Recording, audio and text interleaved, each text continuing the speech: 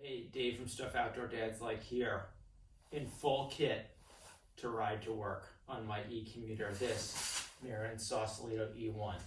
This is part of my whole commuter series. I've got like 4 or 5 videos now, all on my e-bike commuting or bike commuting in general, what I use and what my setup looks like. So this one is of course about the clothing that I wear to bike commute. I think the summer bike commuting is easier and pretty much more straightforward in terms of what you want and what you need to get to and from work and back. In the winter, it gets a little bit more challenging to stay warm and comfortable, but there's some things here for every season, so we're gonna walk through it.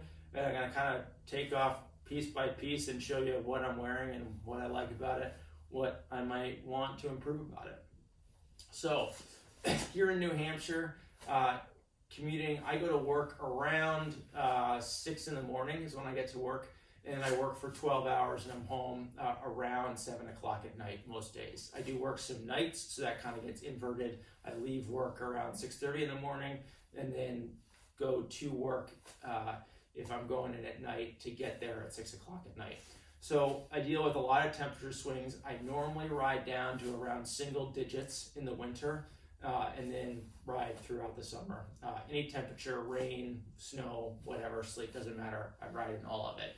So the first thing I would say is getting really comfortable with your weather app. So the night before I'm going to work, I figure out what temperature I'm gonna be at on my way to work and then my way home, and then try to figure out my outfit or my kit accordingly, my arsenal. And so a lot of it has to do with like doing a lot of layering so I can take off one thing. Sometimes I see a 20 or 30 degree temperature swing between when I'm riding to work and when I'm coming home. So that's probably the biggest thing. I have this nice Topeak MTX bag that I keep on the back, which does a great job, has a nice open compartment. These guys come down. So if I need to carry a bunch of stuff, like maybe a whole other layer or another 2 layers when I'm expecting rain, I can fit the extra things in here to accommodate being comfortable both ways. There's nothing like going to work in the dark and then coming home in the dark and being cold and wet and miserable. So getting the right gear helps with this dramatically. So let's start with my hands. So my hands are cold a lot. My feet are cold a lot.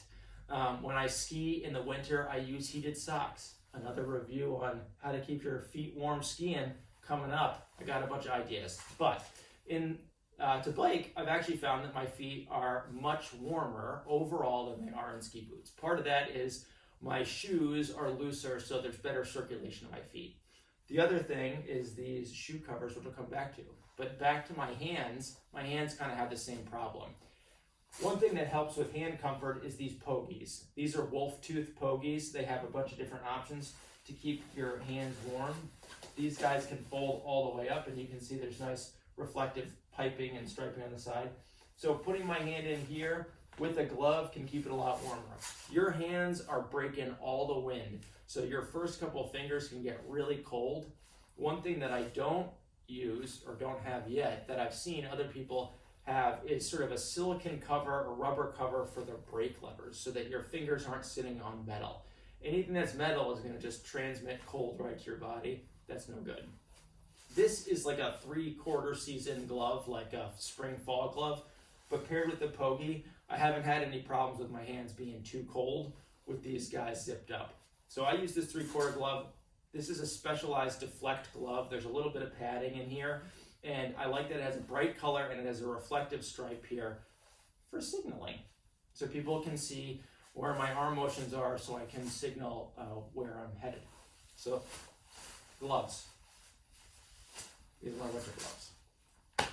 All right, next, glasses. Need something to break the wind? I just got these. My wife helped me find them. These are Rock Brothers glasses. They have a translucent lens. They go from color changing, photochromic.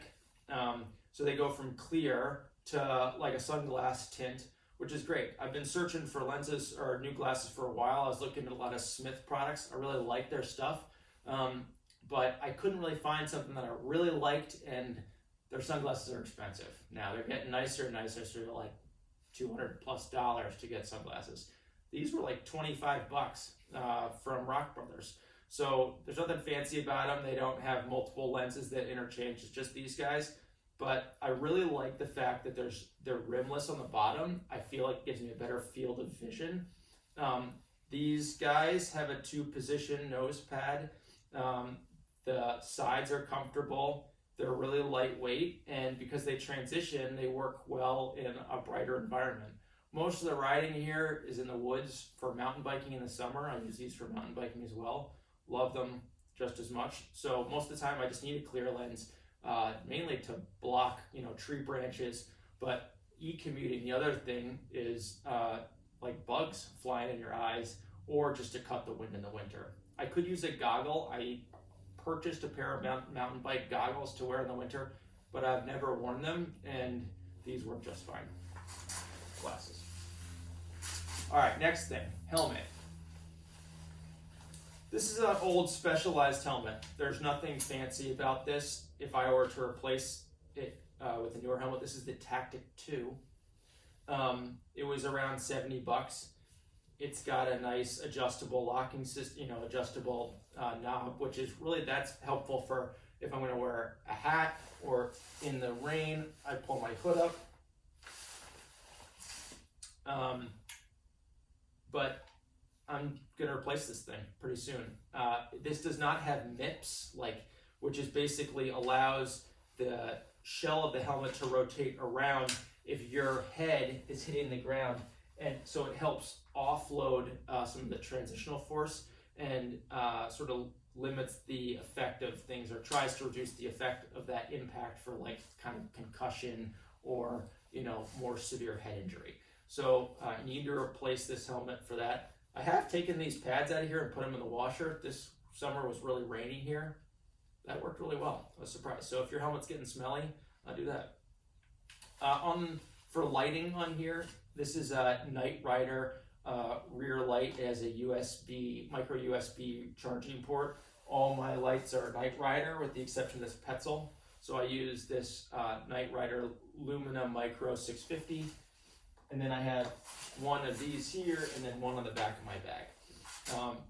They work well. I talk about these sort of extensively in my other reviews, but the biggest thing I'd say is to have a battery indicator. This one is blue when it's good to go, and red, the light here turns red when it dies. So blue now, and then off.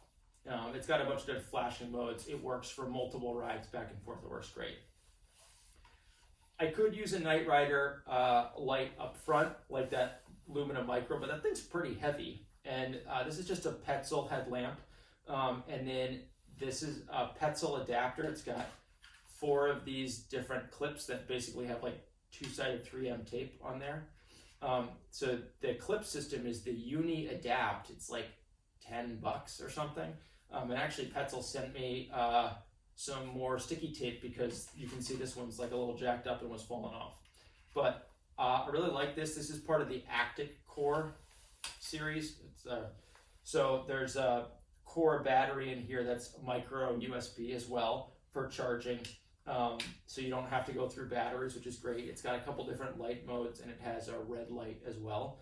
I'm putting a new one of these on Dad's Christmas list this year because the new ones also have a battery indicator. My one problem with this older version of this light is there's no battery indicator.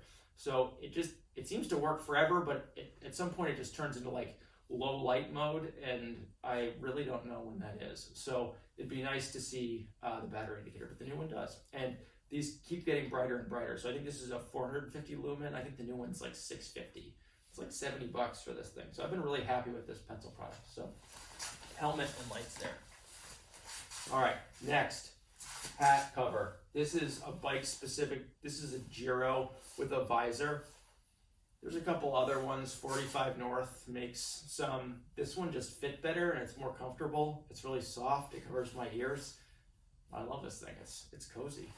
It's not that thick, which is the one thing. So, and as you're gonna see with my next layer, I use these headphones. My ears can get a little cold. but really like this Giro hat. All right, these guys. These are Shox headphones. They are bone conducting headphones. I should just do a whole review just on these because they're so good, but I'll give you a little sneak peek here. They're bone conducting, so they don't block your inner ear, and so you can hear road noise. A lot of people use like a noise canceling headphone and then put it on active mode or whatever. I don't know, man. I ride in traffic. My biggest concern, as you can see, is being well lit, very visible. I have spoke things that light up. These light up. My gloves, my helmet has a reflective band. These bands back here, 2 rear lights, 2 forward lights. I really do not want to get hit by a car. But half of that is on me to make sure I'm staying to the side and the shoulder when I can, and then keeping my ears aware of what's going on. So, but having said that, I really was missing listening to audiobooks when I started riding my bike. So for like a year and a half, I rode with nothing. Couldn't really figure out a good solution. I was also afraid with all the small little headphones now that I'd lose one and it would fall in a snowdrift. But these Shox headphones are amazing. This is, I should have looked this up too, I'll put it in the description. This is the non-pro Shox. It's the Open Run, but not the Pro. I don't know why, but the Open Run Pro has a lower waterproof rating than these do. And I couldn't really tell the difference in terms of comfort or whatever when I tried on these. There was a nice display at Best Buy that had all these on. You could try them on, fit them on your head, listen to music. But this is like IP67, so it's not waterproof, but it's pretty water resistant. I have worn these in like a full-on like tsunami, like tsunami's not the right thing, monsoon. Also not actually a monsoon, but it was a lot of rain. And the multi-function button stopped working at the end of the ride, but then it still works now. The battery is starting to last less and less. The one annoying thing is it's a proprietary battery charger. I really got to do a review of these, just these. They're so good. So it doesn't use micro USB, which is annoying because you have to get another charging cable. You can get another charging cable for like $15. So I have another one of these that work. They have an on-off and a volume switch down here, and then a multi-function play, pause, answer phone call, hang up there. So another review maybe in the future with those guys. Big fan though. Okay. Next thing. This is my buff. If you couldn't hear it, it's my buff. They make a bunch of different buffs. This one is a Buff Thermonet, which is a Primaloft product. They claim that you cannot freeze this. So my problem with most neck warmers is that you start breathing into them and then they freeze solid, and now you have a frozen piece of ice against your face, which is terrible. I've used this for a lot of skiing and a lot of bike commuting, and I cover my face with it. And it works great. So Buff Thermonet, they make a bunch of different ones. They make a Polar, but this Buff Thermonet, this is, I think, the way to go. All right, next. This is an Endura Urbanite 2 jacket. As you can tell, it's very visible.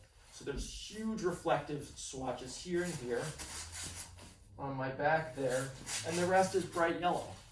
This jacket is like a bargain. It came with a like Primaloft vest that also had one side yellow, one side gray, with hand warmer pockets. I think there's even a chest pocket. And the whole thing was like $150. I just looked, this is on sale right now for $80 on Endura's website. This jacket, I don't know how it's so inexpensive. I have been out in a ton of rain with this and it has worked great. The things I added, I think I went to my local seamstress and she put elastic here. That I think is a big feature. This is just sort of a typical band here. There's no hard material in there, but it's Velcro. but with the elastic that she added for, I don't know, it's like 25 bucks for my local seamstress to do it, really makes it easy to take this jacket on and off. I love having a chest pocket in every jacket I own. I have other reviews about other jackets, can't say enough about that. I think this jacket's like a 10,000 in terms of waterproof and breathability. I haven't had a problem with it soaking through in a lot of rain, and it's pretty breathable, so pretty happy. The hand warmer pockets are lined fleece, which is really nice, and I put one of those old like ski pass, like season pass guys on here. So this has my key for my bike lock at work, my house key, I have another lock that I carry with me if I'm going to the grocery store, and then another key for my battery on my bike. But it's really easy, I don't have to take it out, just put it in my pocket. So that's cool there. It's got a little tag here. It's got a hood.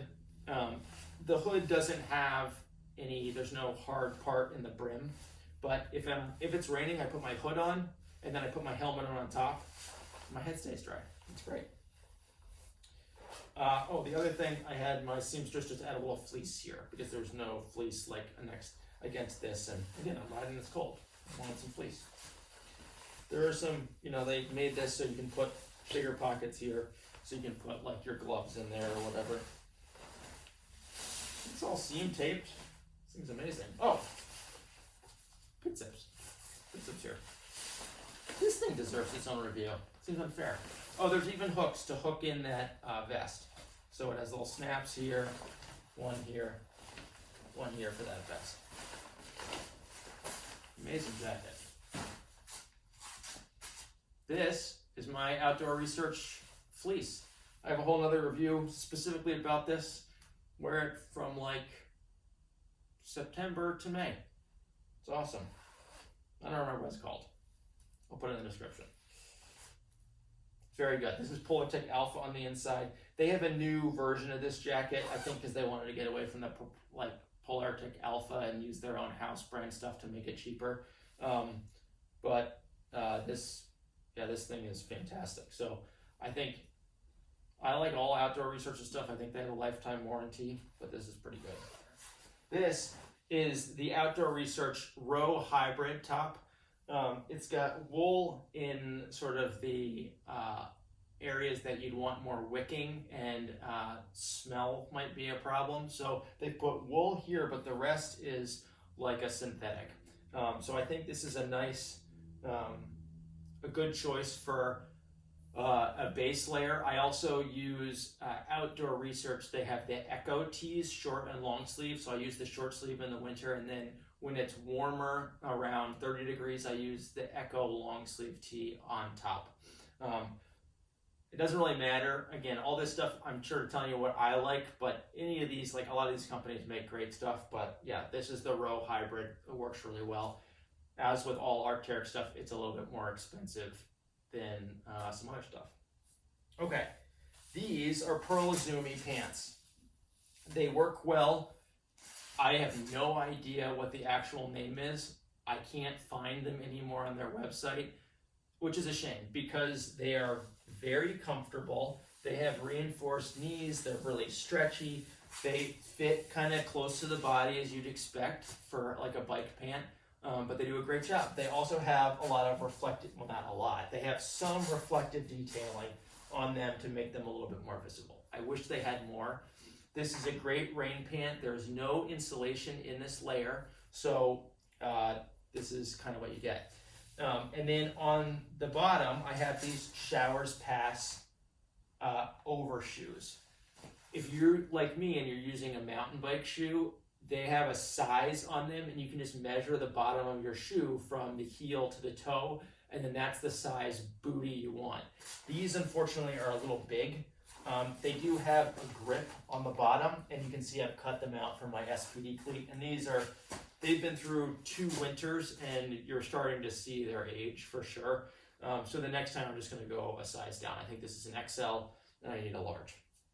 So these have been great, and with this and just my normal mountain bike shoe and a Swiftwick sock, they keep my feet very warm. Underneath there, I won't take them off. all the way, but this is just an Arc'teryx long john. And this is the Row series as well. It's got a little pocket there. And then below that, I just wear bike shorts. So you can see lots of layers. So if it's really cold out, I'm layered head to toe with a bunch of stuff. And then if the temperature swings and I'm going to work and it's 20 and I go to home and it's 40, I might take off my Arc'teryx Row bottoms and just have a shell pant on. If it's not raining or it's warmer, I might take off my booties.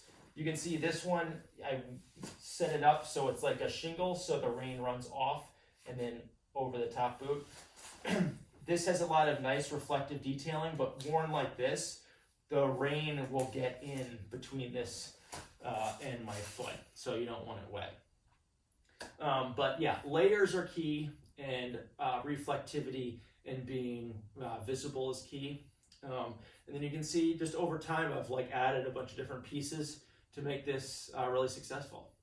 That concludes our review. So Dave from Stuff Outdoor Dads Like coming at you. Another review. Hope you enjoyed it.